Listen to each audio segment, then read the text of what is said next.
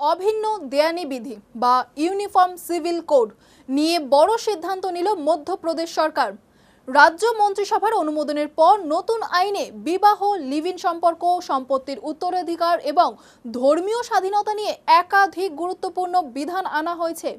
আর এর মধ্যে সবচেয়ে বেশি আলোচনায় রয়েছে বিবাহ অবস্থায় অন্য কারোর সঙ্গে লিভ ইনে থাকলে সর্বোচ্চ 5 বছরের কারাদণ্ডের প্রস্তাব। আর কি কি বিষয় রয়েছে চলুন জানাই বিস্তারিত।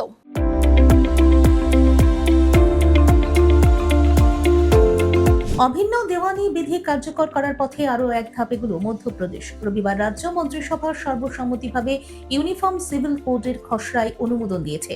সরকারের দাবি, নতুন এই আইনের লক্ষ্য সকল নাগরিকের জন্য সমান অধিকার নিশ্চিত করা। তবে জনজাতি ও উপজাতি সম্প্রদায়কে এই আইনের আওতার বাইরে রাখা হয়েছে।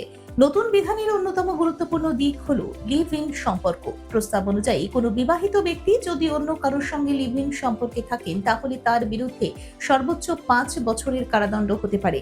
এছাড়া লিভ ইন সম্পর্কে থাকা যুগলকে একসঙ্গে বসবাস শুরু করার 1 মাসের মধ্যে সম্পর্ক নিবন্ধন করতে হবে। পাশাপাশি বিবাহ সংক্রান্ত বিধানেও আনা হয়েছে পরিবর্তন। স্বামী বা স্ত্রী জীবিত থাকলে দ্বিতীয় বিয়ের অনুমতি থাকবে না। শুধুমাত্র আদালতের মাধ্যমে বৈধ বিচ্ছেদ বা ডিভোর্সের পরই দ্বিতীয় বিয়ে করা যাবে। পাশাপাশি পঞ্চায়েত থেকে পুরসভার সব স্তরেই বিয়ে নিবন্ধন বাধ্যতামূলক করা হয়েছে। সম্পত্তির উত্তরাধিকারের ক্ষেত্রেও ছেলে ও মেয়ের সমান অধিকার নিশ্চিত করার প্রস্তাব রাখা হয়েছে। ধর্মীয় স্বাধীনতার বিষয়েও নতুন আইনে বলা হয়েছে, প্রত্যেক নাগরিক নিজের ধর্মীয় আচার অনুষ্ঠান পালন করার স্বাধীনতা ভোগ করবেন।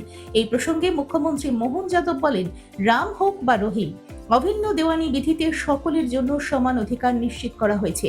তিনি আরও দাবি করেন, এই উদ্যোগকে রাজ্যের বহু মানুষ সমর্থন জানিয়েছেন। উল্লেখ্য, এই সিদ্ধান্তের পর আইনি প্রক্রিয়ার পরবর্তী ধাপ সম্পন্ন হলে তবেই নতুন বিধান কার্যকর হবে।